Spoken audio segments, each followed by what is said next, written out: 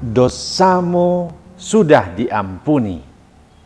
Pulanglah dengan damai, imanmu telah menyelamatkan engkau.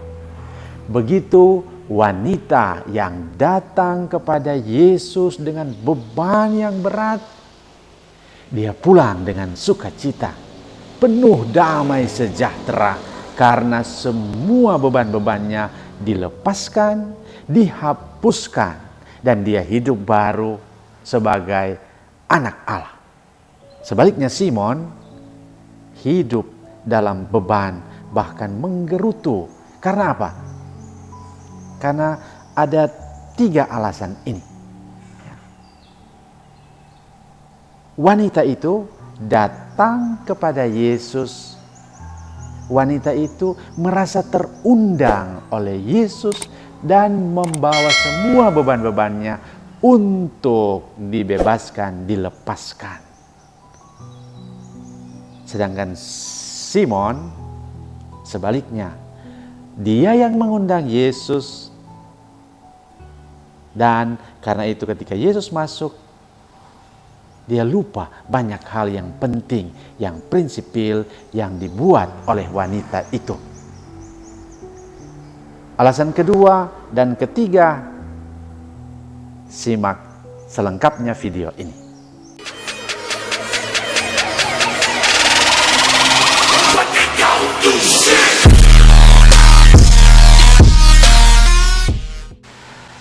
Salam jumpa bersama saya Pastor Chris dalam berbagi inspirasi hari ini.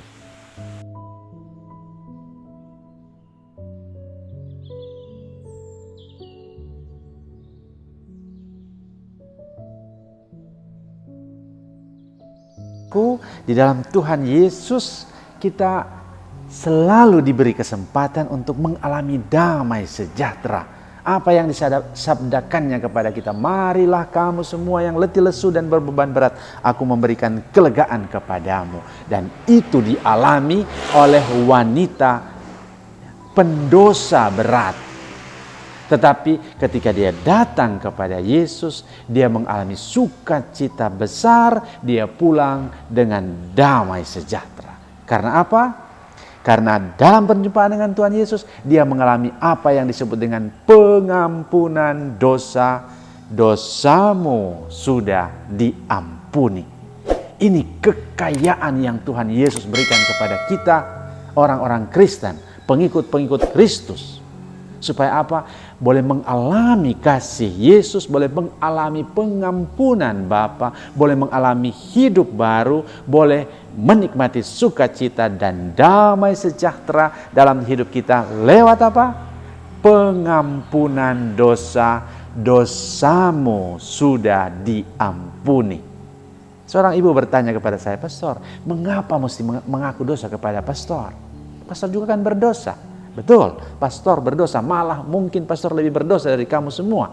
Tetapi Tuhan Yesus beri sakramen ini untuk apa? Menyuarakan kembali sabda pengampunannya, dosamu sudah diampuni.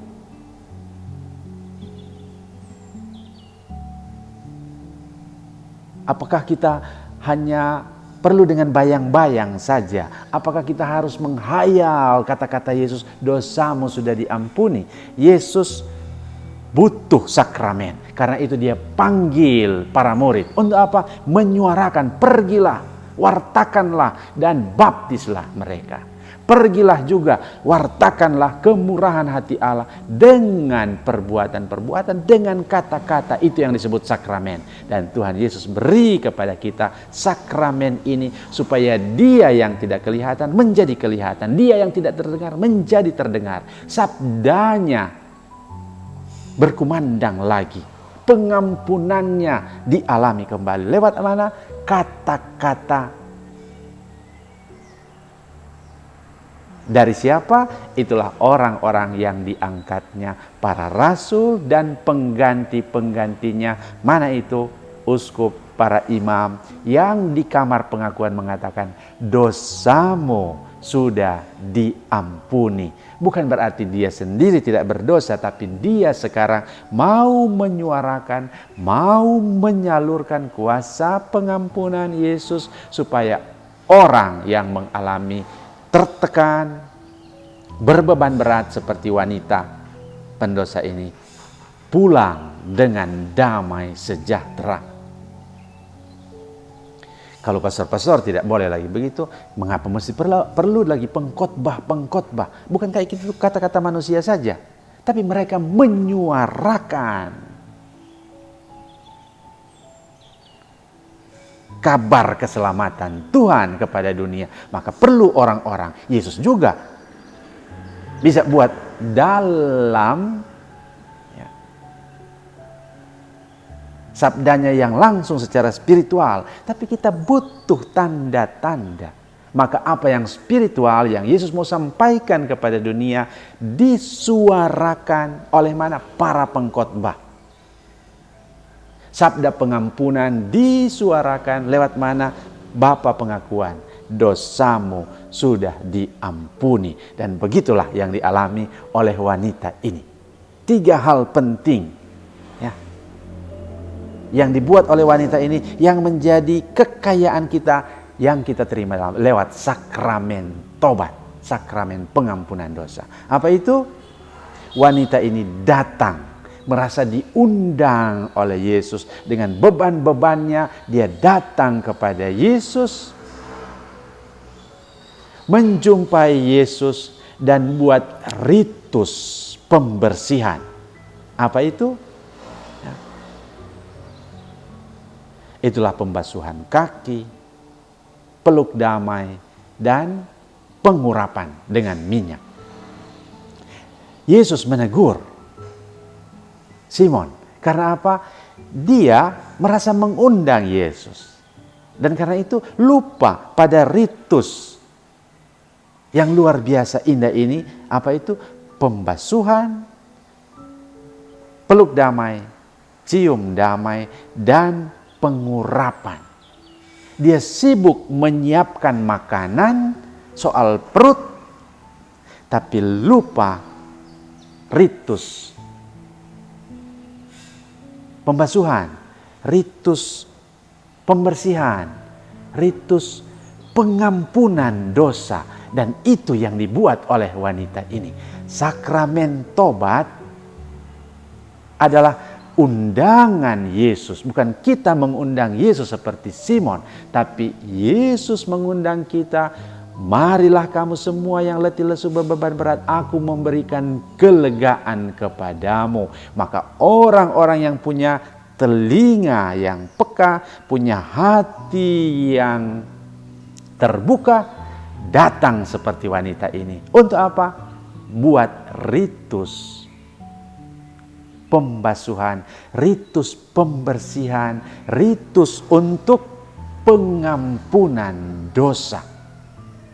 Itulah kekayaan yang kita alami lewat sakramen tobat. Maka itu kalau kita mengaku dosa, apa yang kita buat? Pertama-tama kita datang, ya Bapa, berkatilah saya orang berdosa ini. Kita mulai dengan ritus yang sederhana. Ya Bapa, berkatilah saya orang berdosa ini. Banyak orang sudah tidak buat lagi ini. Tapi ini penting sekali. Karena apa? Tanpa rahmat Tuhan, kita sebenarnya tidak mau mengaku dosa. Karena apa? Kita keturunan Adam dan Hawa. Kendati kita sudah dibaptis, tapi kita tetap terbelenggu pada hidup lama.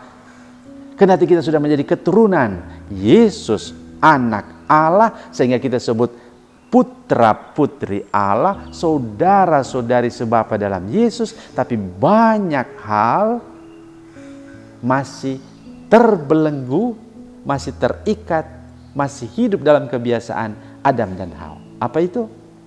Ketika buat dosa, mereka bukan mengaku dosa. Adam dan Hawa ketika makan buah terlarang, mereka tidak mengaku dosa. Apa yang mereka buat? Sembunyi. Dan itulah kita. Setiap kali kita buat dosa, sembunyi. Kalau boleh tidak ada satupun yang tahu. Maka banyak orang bilang, mengapa harus buat pengakuan dosa? Mengapa harus bilang kepada pastor? Karena mereka keturunan Adam dan Hawa. Mau sembunyi, takut bilang, takut ungkapkan, takut keluarkan. Padahal di sanalah ketika kita mulai mengungkapkan, di sana proses pembasuhan itu, di sana proses pembebasan itu, di sana proses pelepasan itu terjadi. Setelah Tuhan menemukan Adam dan Hawa, kamu bersembunyi, mari ke sini. Apa yang mereka buat? Mengaku? Tidak. Adam, apa yang kau buat? Bukan saya, perempuan ini. Saling menuduh, mempersalahkan, bukan mengaku dosa. Hawa, apa yang kau buat? Bukan saya, ular. Lihat, inilah ciri khas keturunan Adam dan Hawa. Maka banyak orang tidak mau mengaku dosa sebenarnya karena masih terikat oleh kebiasaan Adam dan Hawa, sembunyi. Kalau sudah kedapatan, tunjuk orang. Bukan mengaku dosa. Hanya dengan rahmat Allah kita boleh mengaku dosa. Hanya dengan rahmat Allah kita merasa mengalami undangan itu seperti wanita ini untuk datang dengan terbuka. Saya sudah berdosa. Saya mohon pembasuhan. Saya mohon damai sejahtera. Saya mohon pengurapan supaya menjadi anak Allah kembali. Maka itu penting. Ya Bapa, berkatilah saya orang berdosa ini. Sesudah itu apa yang jadi? Kita lanjut dengan pengakuan dosa saya yang terakhir. Kapan? Bukan saya sudah mengaku sekian banyak. Bukan. Ini gaya Simon yang seolah-olah berjasa. Saya sudah buat ini, saya sudah buat ini. Bukan itu yang diminta. Yang diminta adalah kerinduan. Mana itu? Saya sudah lama tidak mengaku dosa. Saya sudah 3 bulan tidak mengaku. Saya sudah 1 tahun tidak mengaku dosa. Saya sudah tahun-tahun tidak mengaku dosa. Ini yang dibawa oleh wanita tadi. Dan itulah yang kita buat dalam setiap sakramen tobat.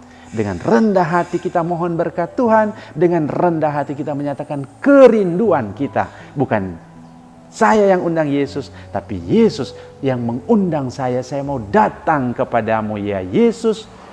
Sudah lama saya menanggung dosa. Sudah lama saya hidup dalam beban. Saya mau dibebaskan, saya mau dilepaskan. Langkah pertama adalah datang kepada Yesus, merasa diundang. Langkah kedua adalah pembebasan, pembersihan seperti yang dipuji oleh Yesus dalam apa yang dipraktikkan oleh perempuan ini. Apa itu? Simon, engkau mengundang saya, tapi lihat, engkau tidak menyediakan air untuk pembasuhan kaki saya. Lihat wanita ini, dia membasuh kaki saya dengan air matanya dan menyekanya dengan rambutnya. Ini tindakan pembasuhan yang merendahkan diri. Rambut mahkotanya dia taruh di kaki Yesus untuk mengatakan, saya sudah lama hidup dalam beban, saya merendahkan diri di hadapanmu, saya mohon pembasuhan, saya basuh kakimu, basuhlah hati saya, basuhlah hidup saya.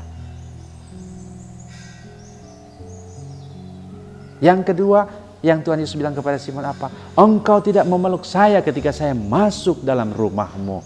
Lihat wanita ini, dia tidak jemu-jemunya menciumi kaki saya. Begitu ungkapan penyesalannya, dia tidak layak lagi dipeluk sebagai anak Allah. Maka dia datang mencium kaki Yesus, mohon belas kasih Allah. Dan apa yang jadi? Yesus mengampuni dosanya, dia diterima, dipeluk lagi sebagai putra Allah. Dan yang ketiga, minyak. Engkau tidak meminyaki kepalaku, tapi lihat, dia meminyaki kakiku. Ini upacara pengurapan sebagai tanda dia dinobatkan menjadi anak Allah, martabat yang sesungguhnya. Ini keindahan yang luar biasa dari setiap sakramen tobat yang kita alami. Dan Yesus beri itu supaya apa yang dialami oleh wanita ini kita boleh alami juga setiap kali kita mengaku dosa. Maka bagus Ya Bapa, berkatilah saya orang berdosa.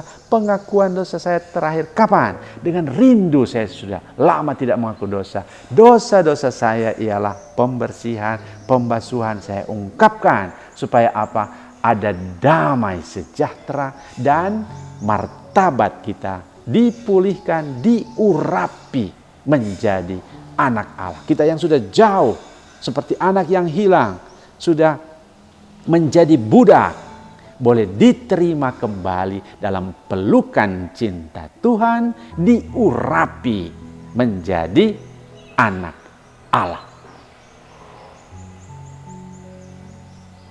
Jadi yang pertama, datang dengan dosa-dosa. Buat yang kedua, upacara pembasuhan, pembersihan dalam sakramen tobat itu. Pengakuan dosa dan seterusnya dipulihkan. Dalam bahasa teknisnya itulah kontritio. Ada penyesalan yang sungguh yang diungkapkan seperti wanita ini. Dengan tanda-tanda air mata, rambut, mencium, peluk damai, dan pengurapan. Ini juga yang dialami oleh anak yang hilang. Apa itu? Ketika dia datang, ada kontritio, ada penyesalan yang sungguh dan itu diungkapkan. Bukan dalam hati, seperti wanita ini, dinyatakan dalam tanda-tanda. Ya. Mengapa kita mesti bilang kita punya dosa? Ya karena mesti diungkapkan. Seperti wanita ini dalam tanda-tanda. Seperti anak yang hilang, saya sudah berdosa kepadamu Bapa. Saya sudah begini, begini, begini. Saya tidak layak lagi disebut anak Bapa. Itu. Kontritio diungkapkan dalam bahasa, dalam tanda-tanda. Itulah indahnya pengakuan dosa. Dengan cara begini kita membuka hati dan Tuhan menyalurkan pengampunannya. Dosamu sudah diampuni.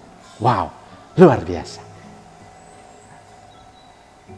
Dan yang ketiga, apa? Dia pulang dengan damai. Imannya menyelamatkan dia. Begitu. Kita datanglah kepadaku dengan letih lesu dan berbeban berat. Aku memberikan kelegaan. Kita pulang dengan damai sejahtera. Pengalaman wanita, pengalaman anak yang hilang. Tapi pengalaman kita semua setiap kali kita mengaku dosa. Selamat menikmati rahmat dan berkat pengampunan dosa untuk kita semua murid-murid Kristus yang disalurkan lewat sakramen tobat hari ini dan seterusnya. Berkat Allah turun menyertai kita, mendampingi kita, menguatkan dan memberikan damai sejahtera pada kita, Bapa dan Putra dan Roh Kudus. Amin.